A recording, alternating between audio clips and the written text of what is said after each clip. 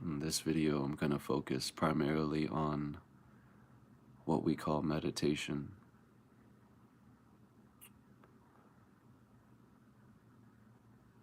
And the purpose of meditation is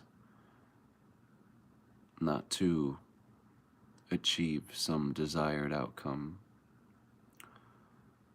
Meditation cannot produce a desired result.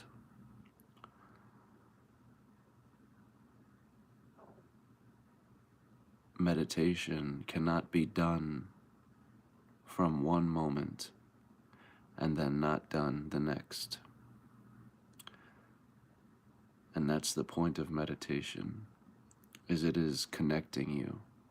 It is bridging you directly into your core of existence itself.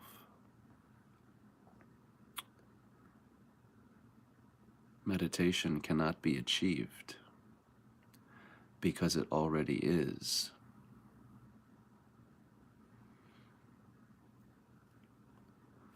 Only the ego will convince itself that meditation can be done through a doing or through a practice.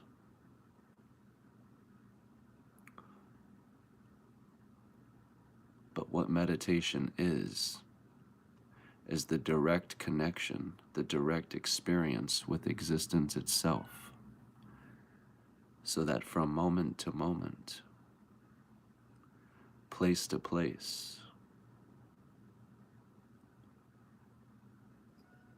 you are not existent on the surface level of this dream world. All these moving places, all these moving and changing things, people, places, things, are taking place, are transpiring through one singular presence. This presence we call the moment. And the moment is your true being. And that's what meditation does, is it directly connects you to this moment, your being.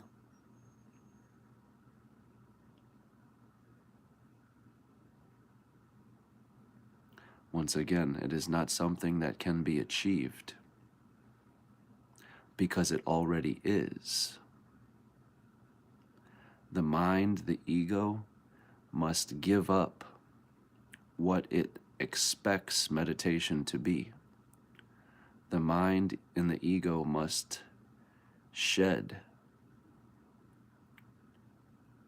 all concept of itself, and likewise all concept of meditation will shed as well.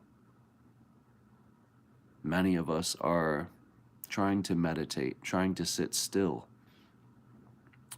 to produce this connection to a higher intelligence, and this will never take place.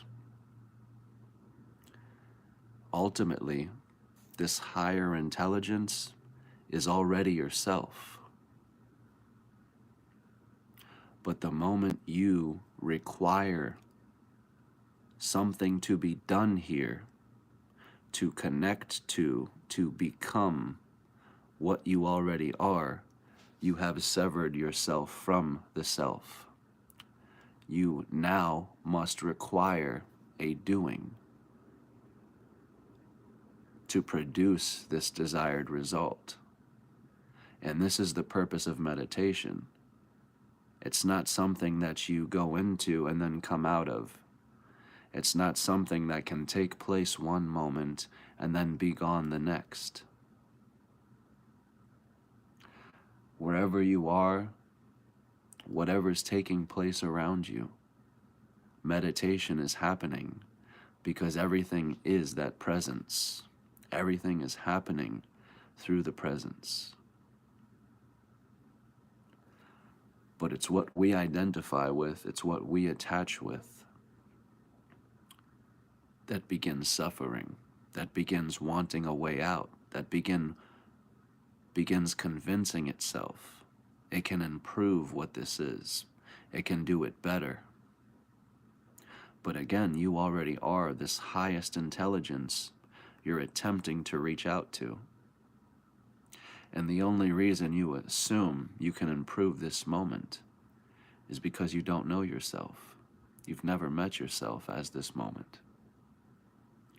You may have met the moment with thoughts, with questions, with something in the future that may be happening, something you may be looking forward to. But we never meet ourselves in the moment and remain as this moment. So many adults tell you, you can't exist in meditation. There is no experience. You can't sit still all day and do nothing. Again, it is your expectation. You are creating this idea of what meditation is. Meditation is not sitting still in a room all day. Meditation is not doing nothing. Meditation is essentially falling asleep with the eyes open. That is how one awakens. So what do I mean by that? It is the mind that attaches to the experience. It is the mind that suffers through the experience, but there is something beyond this sufferer. There is something beyond this separate entity, this false self that is suffering. There's something beyond ourselves. There's something deep within each and every one of us that each of us know. And that knowing is you are so much more than what you're pretending to be. And what we're pretending to be is that sufferer, is the one who is losing, who is loving and losing to death, to change. But again, death, change is constant. It is the law. The change is law because it reveals to you the changeless moment, which again is meditation, is your existence. You are this moment. However, if you attach to what will be changed through this moment, you will suffer. You will fall for your appearing and disappearing. But if you can connect to what you're calling meditation, you will inevitably reach this realization that you've already done it. And what I mean by done it is the final act of your play. Look at everyone in spirituality. Each and every one of them have this final act in their play, in their dream world. And what I mean by that is, if I can just make it there, then all will be revealed to me. Then I'll open my third eye. Then I'll have connection to advanced civilizations. Then I'll know God. However you may word it, each and every person in spirituality has this expectation, has this desired outcome. If I can just make it there. And again, the reason you don't realize you're already it is precisely that. You are the it. You wouldn't know it if you were, because you are the it. Which is why we project our power, our sovereignty into these entities, into these stories, into these doings and practices, which produce nothing. They may produce a feel-good feeling, but you will be parted ways with that feel-good feeling. A day or two later, 3 days, a week later, that feeling will leave you. We want something that's going to last, something that transforms us. And that's what meditation does.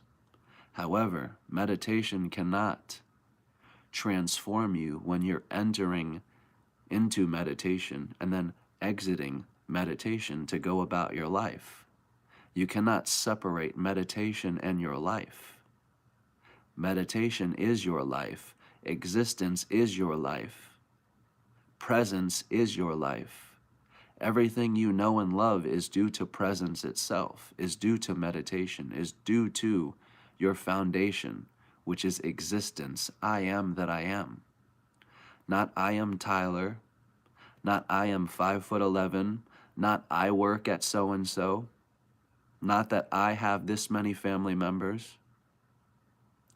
I am, which is presence. Before anything has become of you, before you fall into the word of what's birthing, of what's beginning, of what's appearing before you, there is a presence which permeates everything, everywhere, every place, every being. And this is what every human is trying to connect to. But again, inevitably, we will realize you are already that. You aren't becoming something other than yourself. You are realizing you have always been this. And that's what an awakening is. No one awakens when you experience an awakening. That's what an awakening is. So again, you can't separate your life and meditation.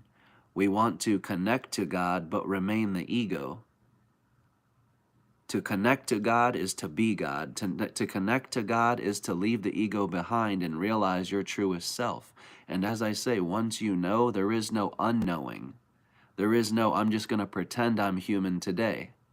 And this is why I'm so persistent in my messages of presence, of death, of meditation, of oneness, of there being no human origin, of there being no human existence. The mind is everything, which means every entity has been created through this presence. It is this presence which has spoken every entity. This presence, this moment, is every entity we have ever conceived. The angel, the demon, the Arcturian, the Nocturian, the cavemen, the advanced civilizations, we're all of them.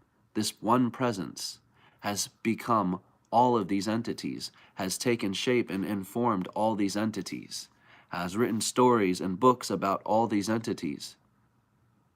But the reason all religions are telling the same story is because they are not writing through the name. They're not writing through the birth name, Tyler. They're writing through the presence, the singular presence which is all entities, which is all names.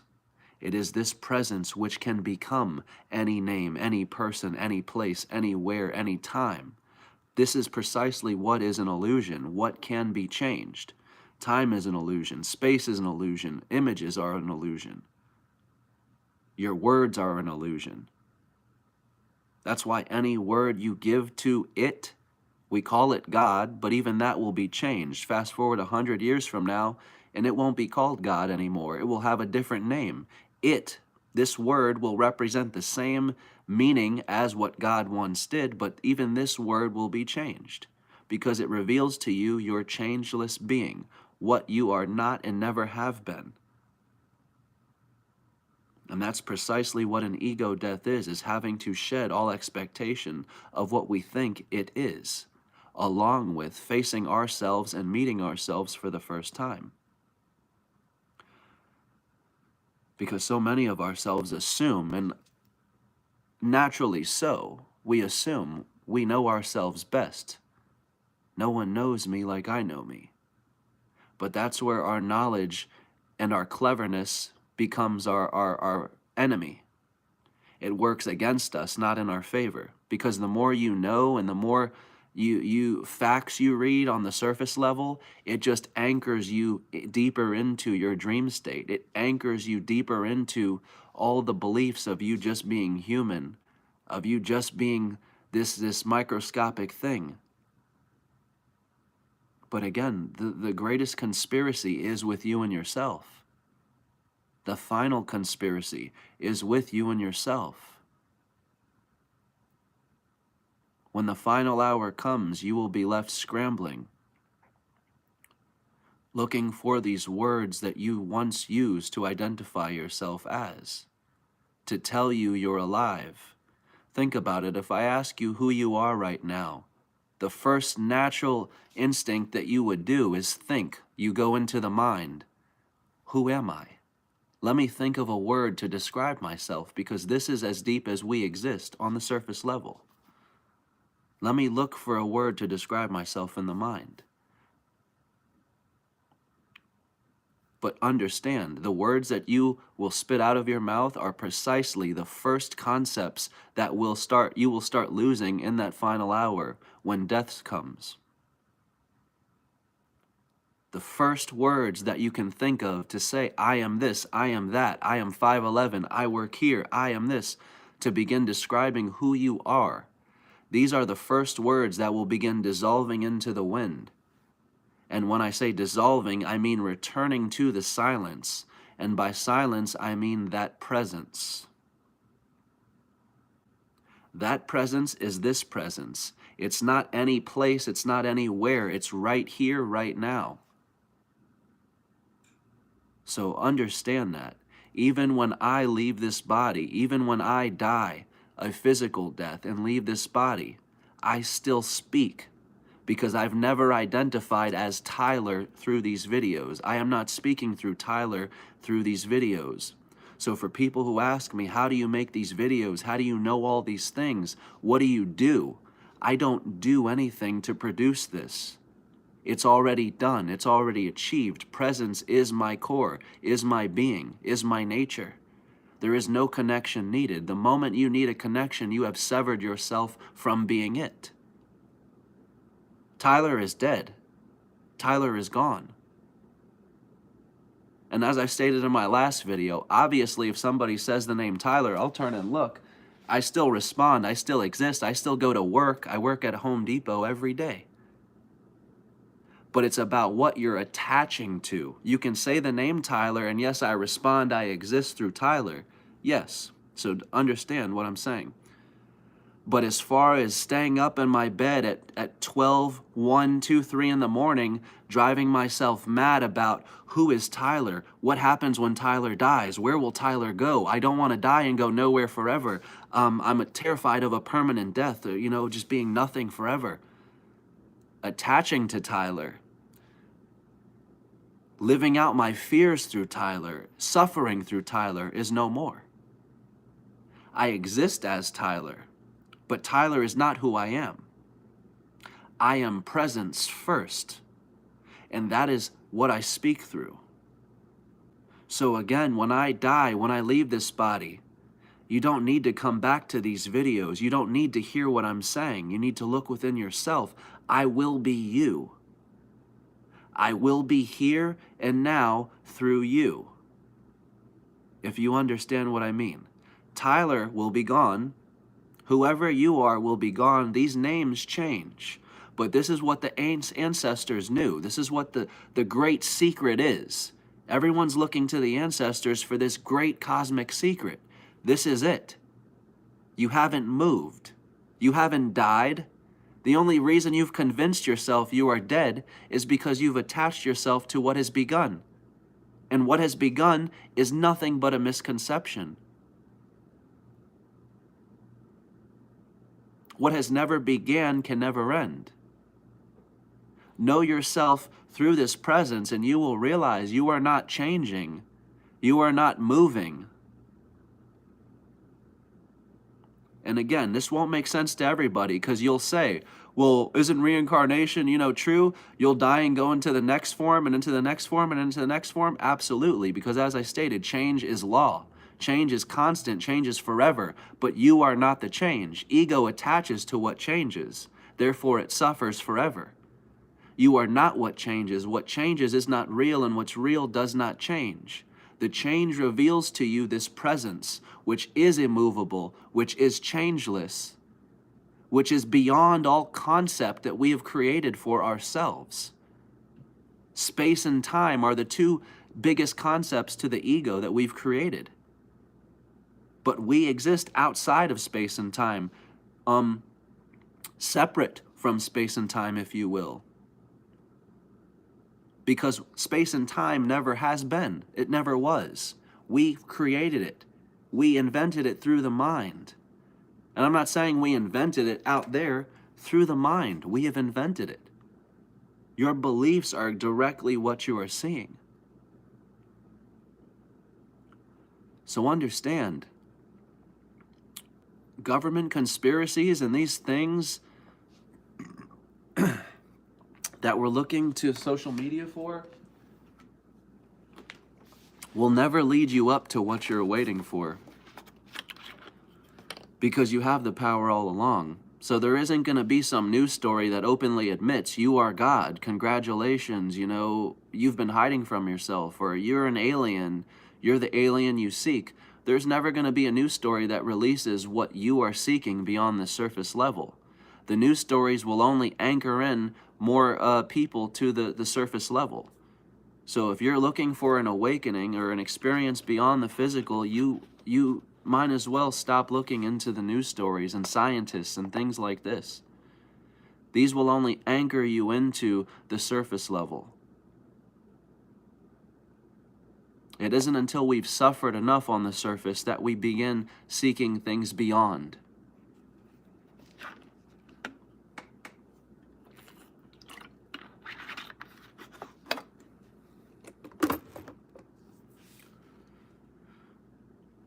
These government conspiracies don't lead up to anything. They go on forever. It means there'll always be a corrupt system. There'll always be something going on. But it's up to you to realize you have all power.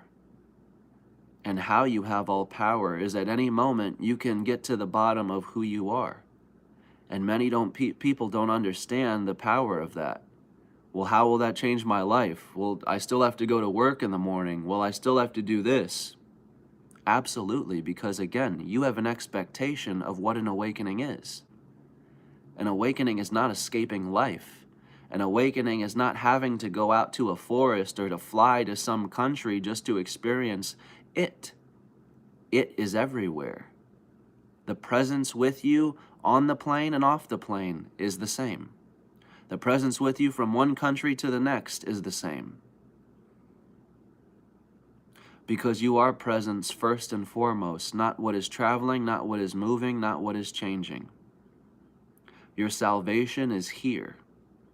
Your sovereignty is here. Not there, not in the next place, not in the next person, not in the next event. It's here. And only you can prolong it. Only you can keep persisting that this is not the answer, it's out there. That some news story, some government, someone, somewhere is going to disclose the truth you are waiting for. But no one's going to do this. No one's going to bring you it because you are directly what you are seeking. Through whatever word it may be, through whatever idea, concept, construct it may be, you are ultimately and inevitably always what you are seeking. Some of us don't want to find God. Some of us are looking only to advanced civilizations. Some of us are only looking to Arcturians, Narcturians, these Palladians, and all type of different beings. That's what you will find. You're all of them. You're all of it. Do you want to go even further? Make it to God? Have an entire ego death? That's inevitable too. You are everything. You are all of it.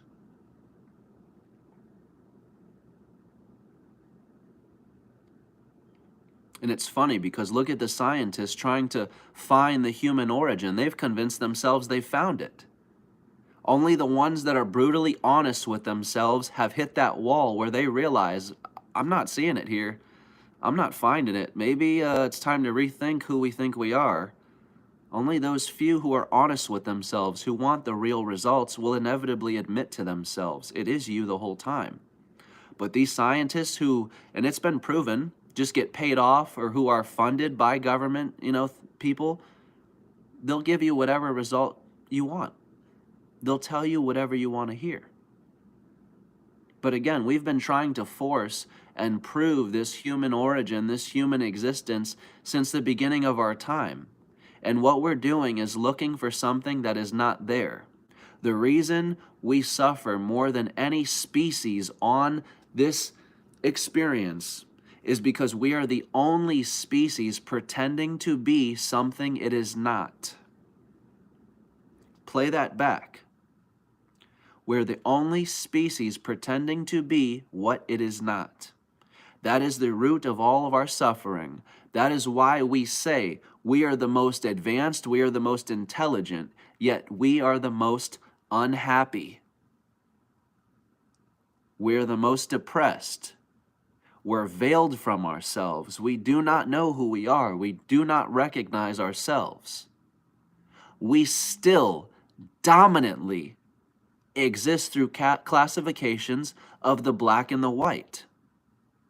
We still have yet to realize that without the black, the white does not exist, and without the white, the black does not exist. The final conspiracy is with you and yourself. We as this human construct have convinced ourselves there are two different species of this human walking around. One is white and one is black. And then we go a step further by saying one produces more melatonin, one produces more serotonin, or one produces more this and one produces more that. So they're different. They have to be. They have different makeups. They have different things. Look at the outside image. There is your answer. Look at a child. There is your answer. There is no separation. I don't care how deeply you want to go beyond the surface into the atoms and all this. It will only show you and reflect to you back what is here on the surface.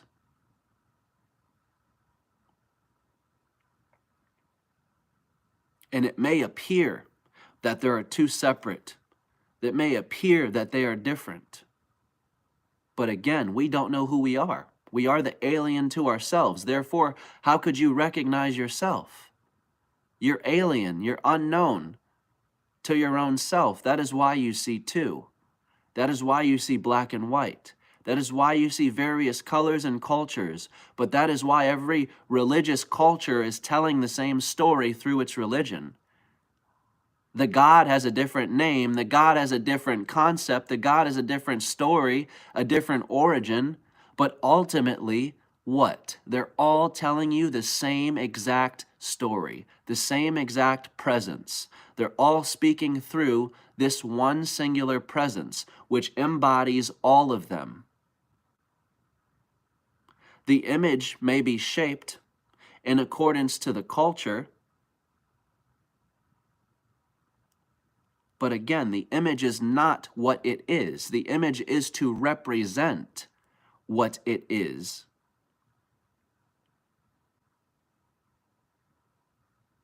And the words we use, God, these words are to represent what it is.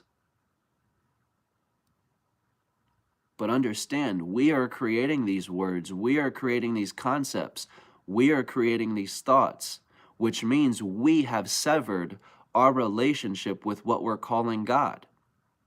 Because again, we're perceiving it as this and that. You are this and God is that. The final conspiracy is in between these two characters. And that's precisely what an ego death is not you meeting God, you meeting the self for the first time. You meeting you for the first time. Then you will realize you don't need to cling to anything here. You don't need to attach to any experience here. You are always the presence behind every experience. And you have been the presence behind all experience.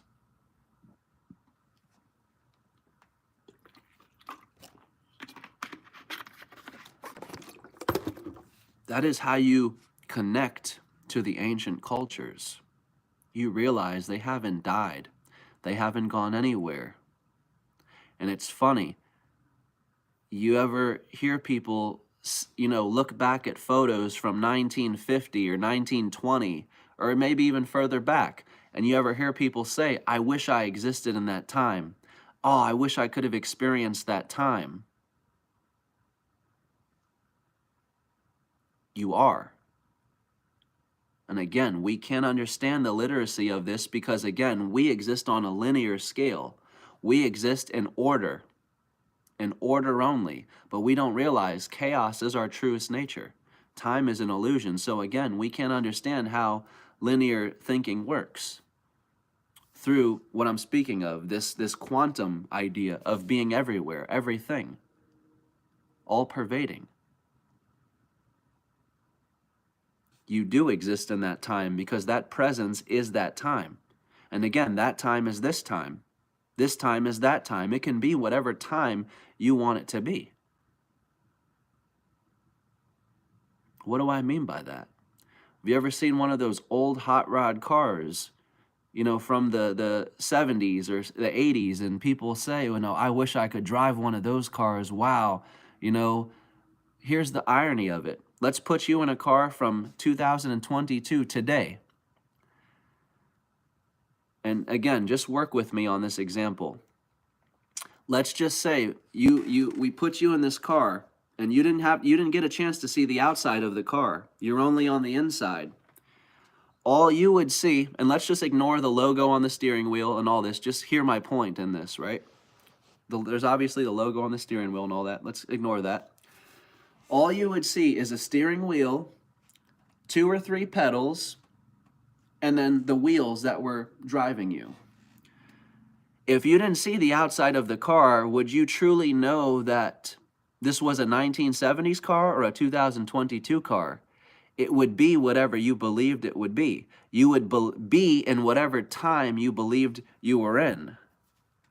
And again, please understand, there's going to be some holes in this example here, but you get what I'm trying to say. You wouldn't know the difference between the outside of the car, whether you were in the 70s car or the 2022 car, which means it could have been any time between. It's all in the mind. And I know what people are going to say next. Well, you drive down the road and, you don't see 70s and 80s gas stations and gas pumps, and all these things are modernized. So again, I said, hear my example.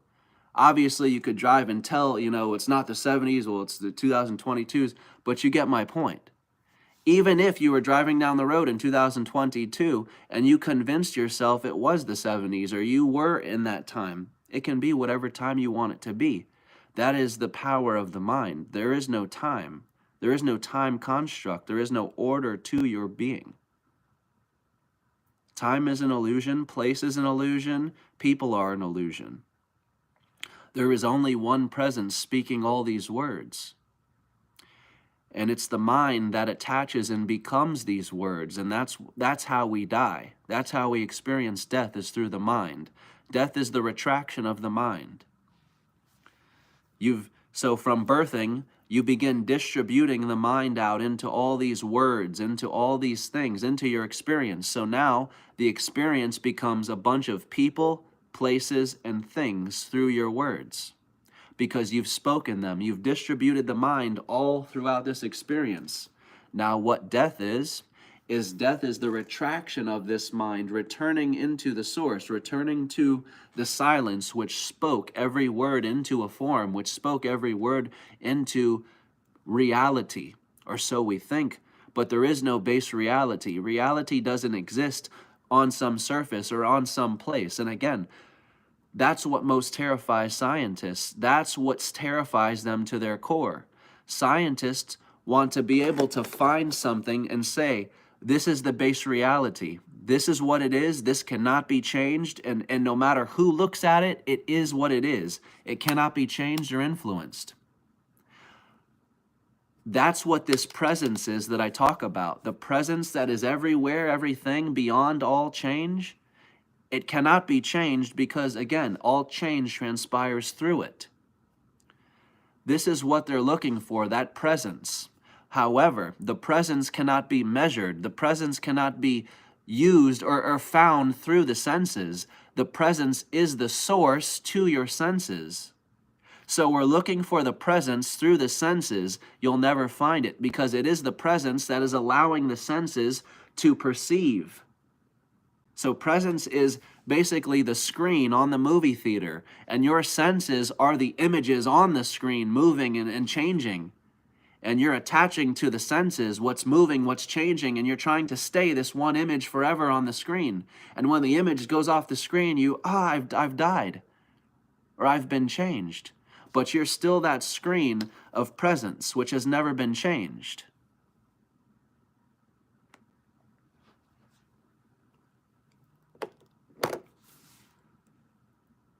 That's what terrifies scientists, is you can't, there will be no base reality. Reality is subjective. There is no such thing as reality. Reality and dream are one and the same. What I mean by that is everything, again, everything goes back to presence. So you may hear me use this word a lot, but there's a fundamental reason I use the word. And even note, the word presence is not what it is. I use the word to represent, to communicate better what this is, but even the word itself is not what it is. Even the mind cannot touch this presence.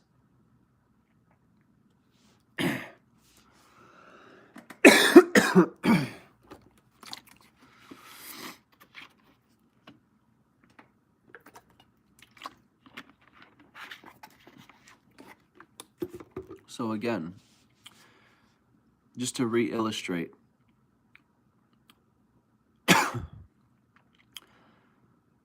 meditation is never achieved.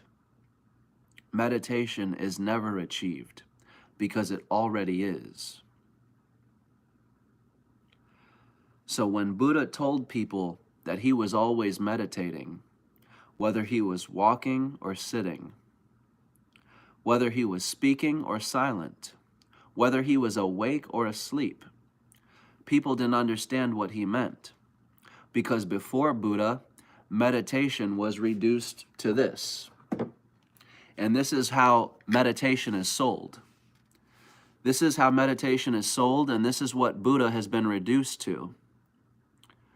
Being still. We take it as a literal, being still. But what we didn't realize is Buddha told his disciples he's always in meditation. He didn't need to sit to be in meditation. So this position is a huge misconception to spiritual people.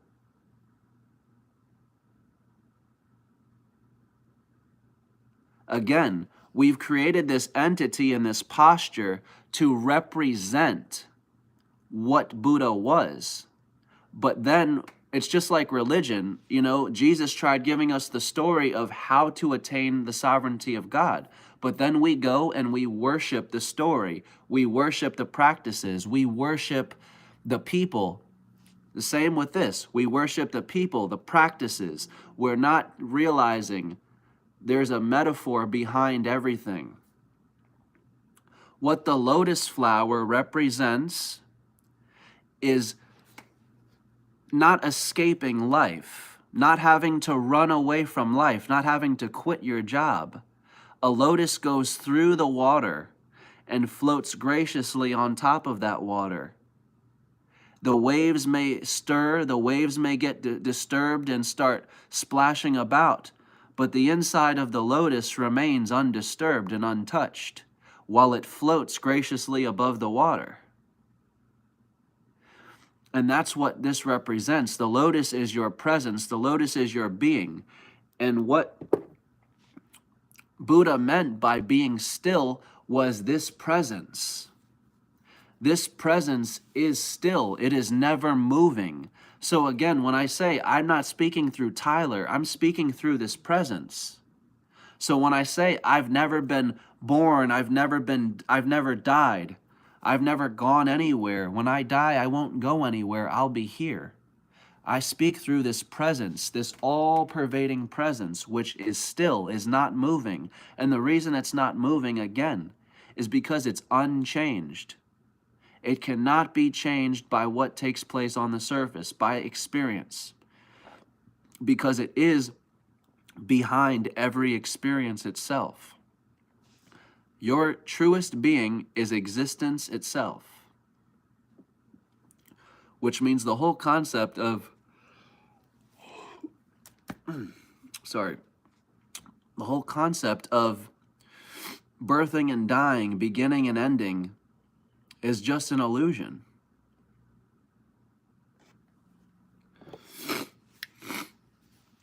So whether you're sitting down, standing up, you're going to work, you're at your job, you're talking to customers, you're talking to family, you're at a family function, or you're cleaning a toilet, I mean, it doesn't matter. You are in meditation. You can be as meditation in that moment. And understand this, there aren't moments. That's how we begin existing and severing ourselves from meditation. We say, you know, for this hour, I'm going to meditate, and for the next hour, I'm going to go to the store. And we break the moment up into moments. And that's how another thing, meditation can be misconstrued. There is only one moment, and that moment is your meditation. It is presence. It is existence itself. So you cannot bridge, or I'm sorry, gap what you call life and meditation.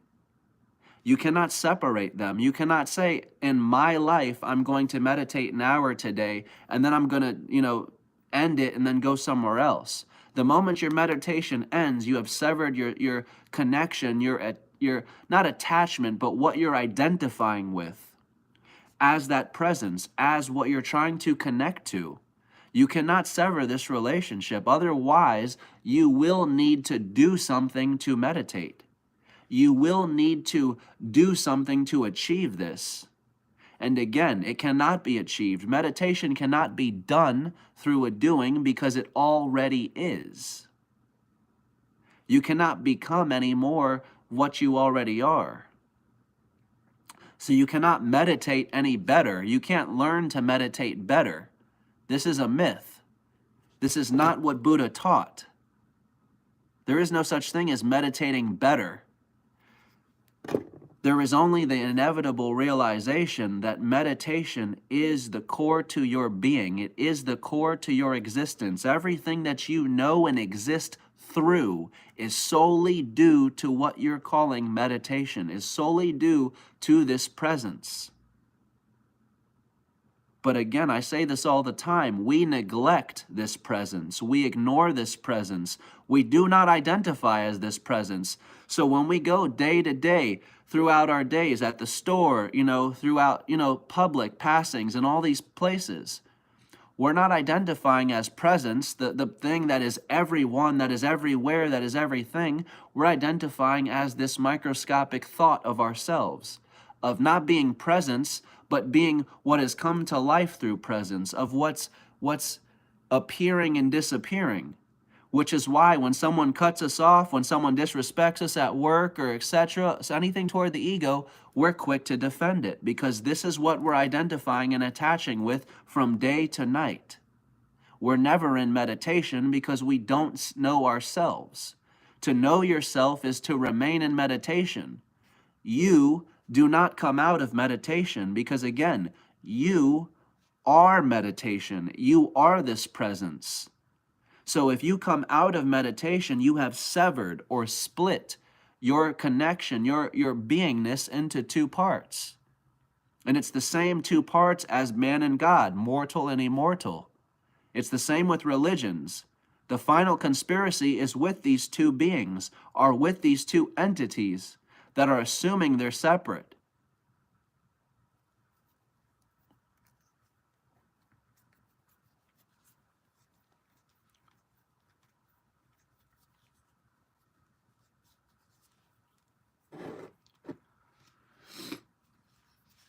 The Buddha is you. The Buddha is not someone we need to connect to, is not someone we need to read a book on to figure out what he did. Know thyself, and you will know Buddha. He is you. And it doesn't matter if you're a female. He is you.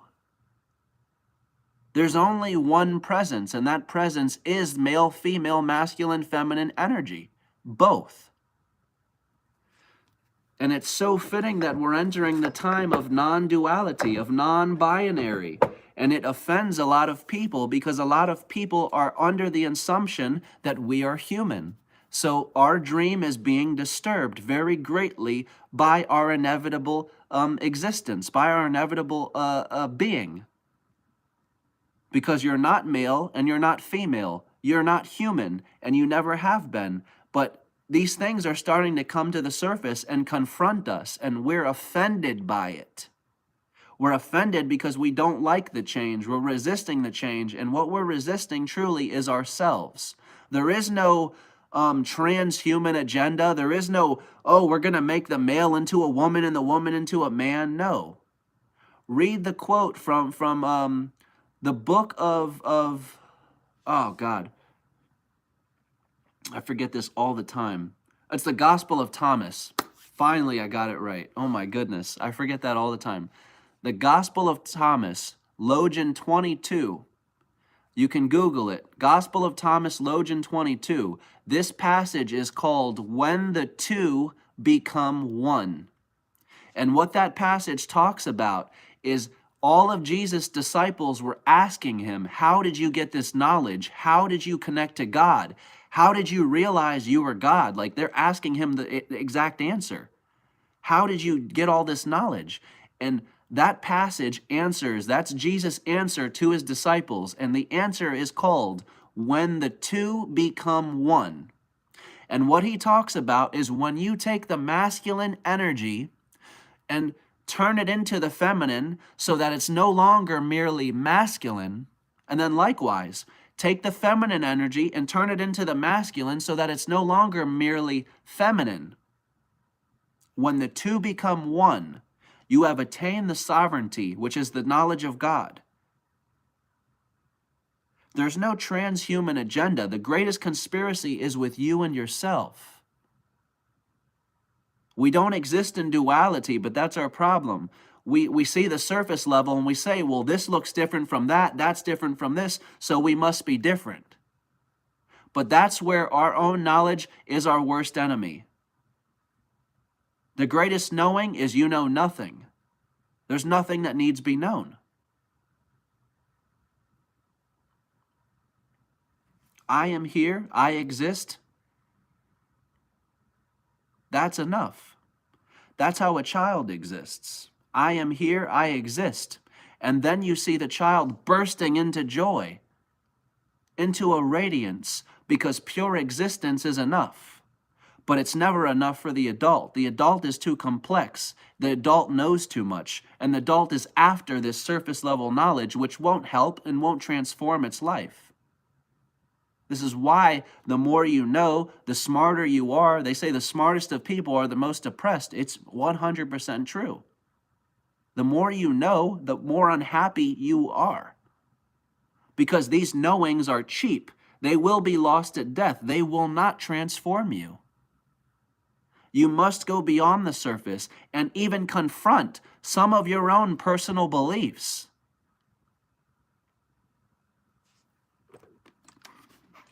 Experience your worst fears come to life, because there is nothing to fear but fear itself. Fear takes shape in accordance to your most sacred thought of yourself.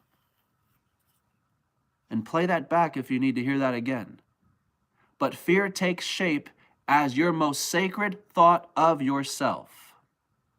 That's why there is nothing to fear but fear itself. We all have a different fear, and that fear is based on who we believe we are.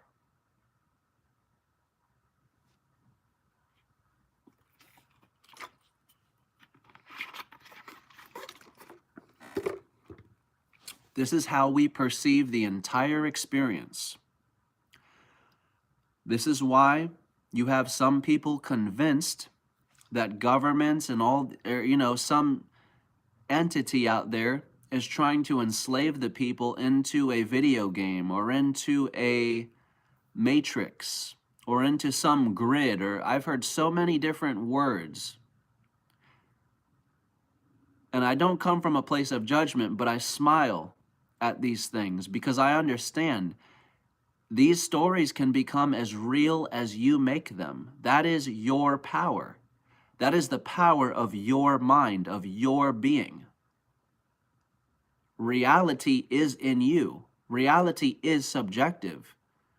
So 100% you can see a shadow government or corrupt people here trying to enslave you and put you in a video game and shut it off or whatever you may think.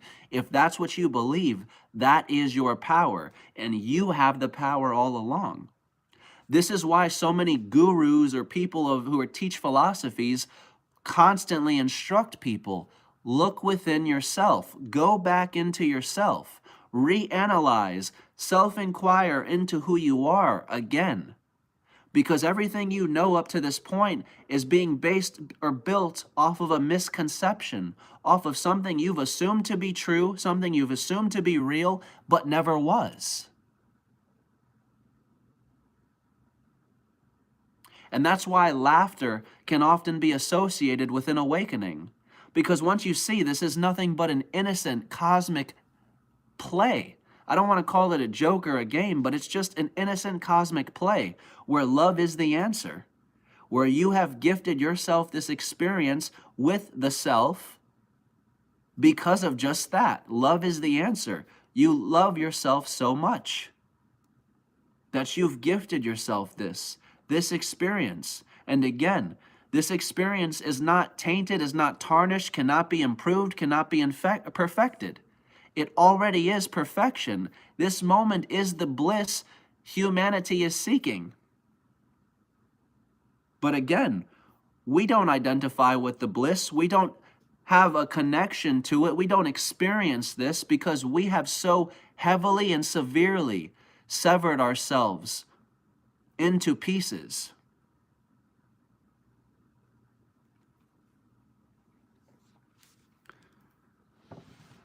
Tyler, I will take 1.5 grams of mushrooms soon. What should I expect?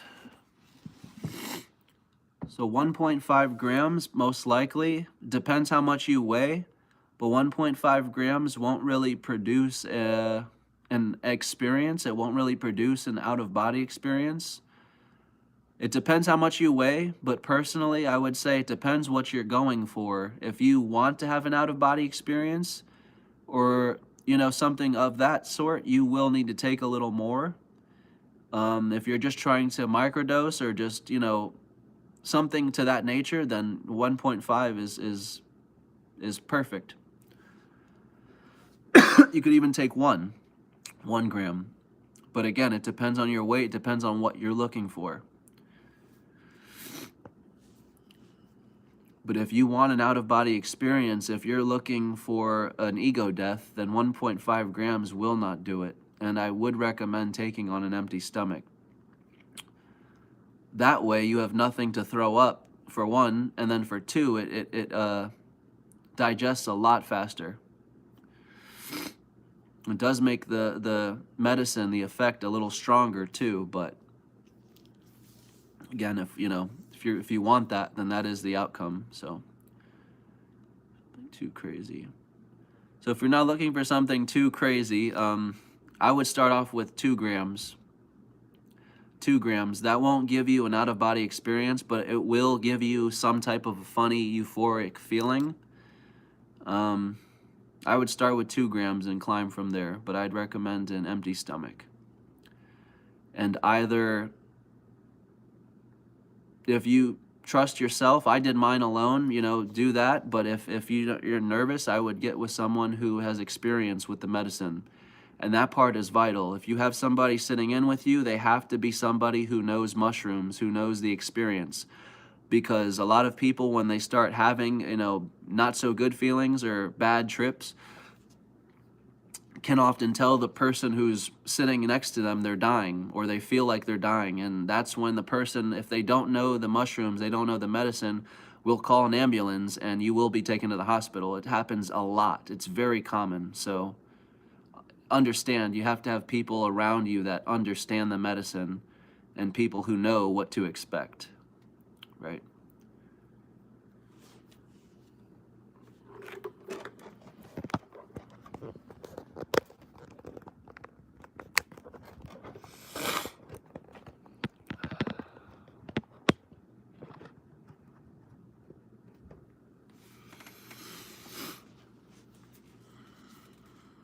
Let's see.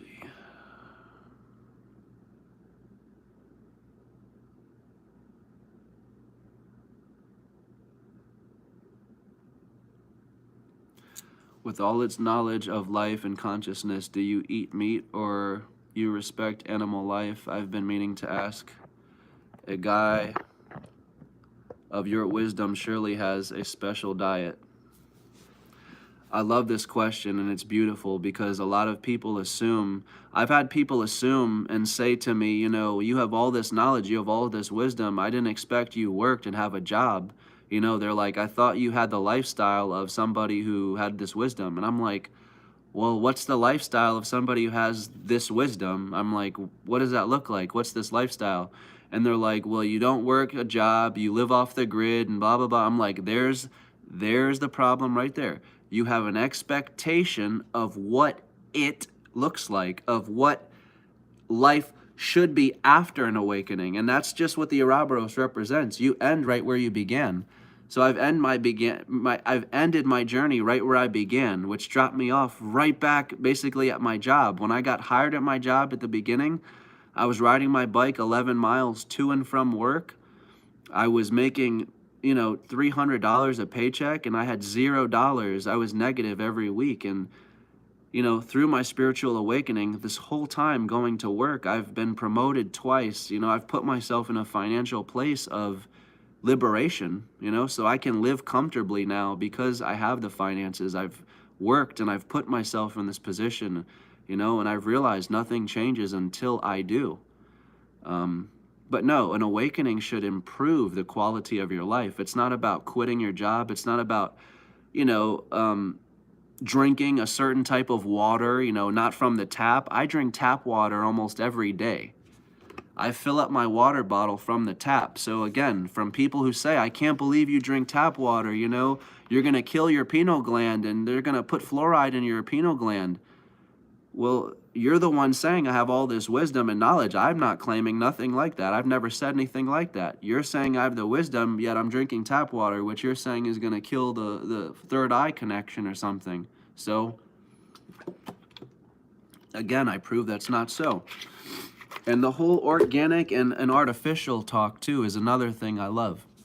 Because, again, I talk about all is one. So the organic and the artificial are one and the same. Man and machine are one and the same. And it's the same with the foods you eat. Plant and animal are one and the same. They're one and the same presence. And it's already been scientifically proven. Vegans just ignore this fact, but it's been scientifically proven. You can even listen to this if you want. But plants produce a violent scream when they're aware they're being killed, torn down, or picked from the ground. They've connected little antenna things to plants, and they let off a scream when they're being picked or killed. So plants are alive, animals are alive. I do, obviously, and common sense would tell you, I do believe in the what's the right word? The compassion of the animal or of the living thing. But again, everything is alive, everything is living, because everything goes back to this one presence that I've spent this whole video talking about. Everything is this presence.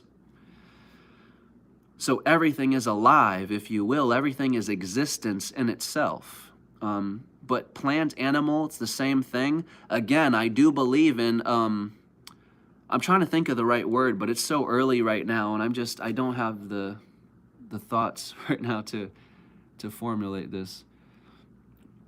I believe in the humane killing of animals and the humane killing of plants. You know, one way or another, when you talk about all is one, everything is one thing, inevitably, you have to eat yourself in some form or another.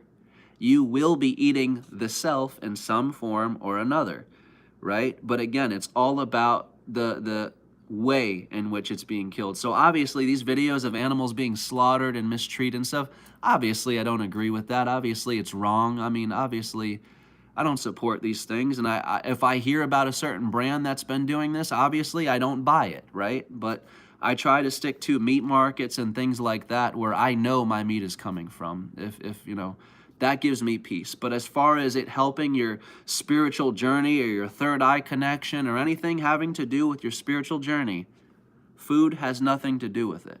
And that's my opinion. That's my experience. I understand people will disagree. I totally respect that. I have never had a diet. I mean, I'm in the gym almost every day, so I'm disciplined already, if you will. I buy soda from time to time. I'm just like any other normal person. I buy candy, I buy soda, You know, I buy certain things that have sugar, and I get people all the time, you know, you shouldn't be eating this, you shouldn't be drinking that. Live and let live, you know? I don't see a problem with it. But listen, like I said, it's not going to stunt or affect your spiritual journey. If you think by eating this or drinking this, it's going to affect a certain thing or how, you know, your ego death is going, it has nothing to do with such. Liquor and beer, things like that. I see somebody commenting liquor. I'm an occasional drinker, right? So I have fun. I drink occasionally. But that's one thing I don't really consume much. Liquor, beer, I do not consume much. I don't like the feeling it produces from me. Again, personally, again, live and let live. I'm not here to judge. Me personally, I don't like to drink as that much. I hate the feeling. I hate the room spinning feeling. I don't like it. But again, on average, I have a pretty disciplined diet as far as what I eat, what I drink. I stick to fruit juices and things like that. The fruit juices that are sold in the refrigerators, not on the shelves, because that's the fake juice. But any fruit juice, I eat a lot of fruits. I eat a lot of, and again, people may not like it. I eat a lot of frozen foods because I have an air fryer. So it's just whatever's convenient and good for me. I do work overnight too. So some mornings I get off work, throw something in the air fryer, it's done, and I'm knocked out. So, you know, it's convenience. But again, to answer the question, food will not affect, you know, your desired outcome. And I like what Sri Ramana Maharshi talks about, how, you know, this whole idea of trying to fast the body has come from fasting the mind. We can't fast the mind, and we failed to do that with fasting the mind, with disciplining the mind. So we've taken this to we've moved the mission. We're no longer trying to control the mind, fast the mind. Now we're trying to fast the body, fast and control the body. And he's like, you're just replacing one for the other. It's the same thing. Get to the mind itself. Get to the forefront of who you are. And I wholeheartedly agree. The mind comes first. The mind is everything, right? And what we also don't know is that the gut is directly connected to the mind. And that's why any time you have a bad feeling or a not so good feeling, you feel it in the gut. And the gut is connected directly to the mind.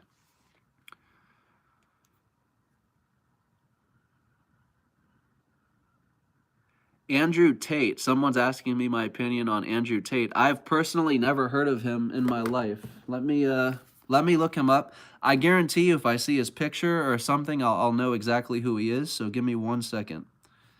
But the name doesn't sound familiar. Let's see. Andrew, sorry, I'm looking it up. Andrew, come on.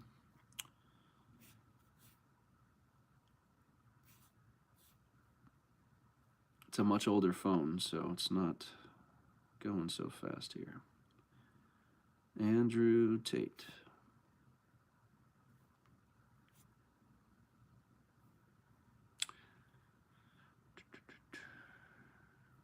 Oh, him. Okay. See, I knew I would know him. Oh, okay. Yes, this controversial man. Yes, I'm not going to get into that on this video. I'm not going to comment on that. It should tell you, that should be your answer right there. The fact that I didn't know who he was off the top of my head, that's your answer. That's my opinion on him. I'm not going to comment on what he talks about or things like that because I like to keep the focus on my videos on topic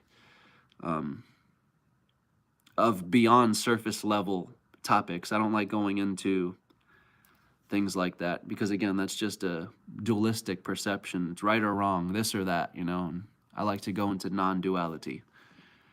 That was funny, though. I know exactly who that is. I've heard great things. I've heard horrible things. He's an angel. He's a devil. I've heard all of it.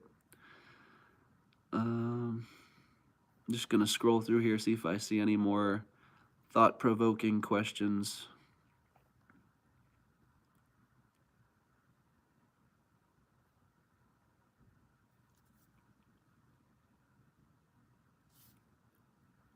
Hi, Deborah from Oregon.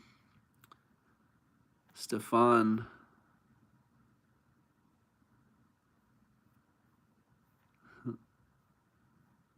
Stefan said, you said we can't touch the moon. What do you mean by that? Because obviously the moon is there. You can see it. So what I mean by that, you can see the moon, yes. But what you will notice is every picture of the moon looks the same. There's only ever been one picture of the moon, and the moon only has one face to it. And the reason being is it's hollow. And I understand China is trying to release pictures of the dark side of the moon, and they've taken a picture of this other side of the moon that we've never seen. But listen, Google the moon, pictures of the moon. You will only ever see one face to the moon. And you'll notice there's like 4 rocks almost that look the exact same. There's a bigger one, a smaller one, a smaller one, and then a smallest one.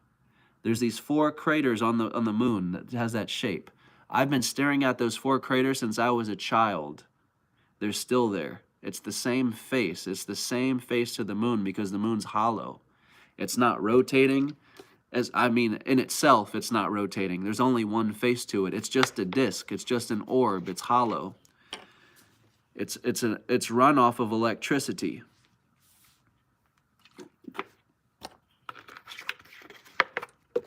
In the same way the sun is. The sun is electric. It's not nuclear fusion.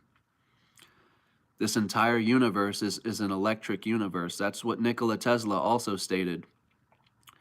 And that's why Tesla said, we can reproduce, we can extract electricity right out of thin air. But what he said was anywhere we're calling empty space basically can extract electricity. All you needed to do was polarize the ether. And what is the ether? The ether is the 5th element. It is everywhere. It's everything. It kind of is like the presence that I talk about. But it makes up everything. It's everywhere. So even where you think there's empty space, there's ether, the 5th element. And so he said, if you could just polarize the ether, which is what he did through the Wardenclyffe Tower, if you can polarize the ether, you can extract electricity right from the air. Because this is an electric universe. There's electricity in the air, there's electricity in the ground.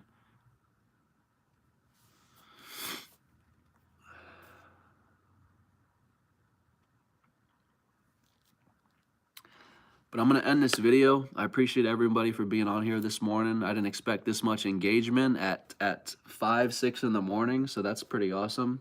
Oh, it's 7 in the morning now, so that's still pretty early.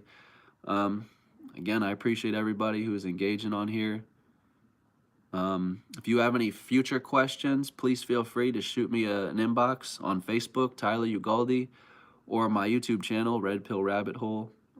Please feel free to subscribe, share these videos out as much as you can. It definitely helps my channel grow.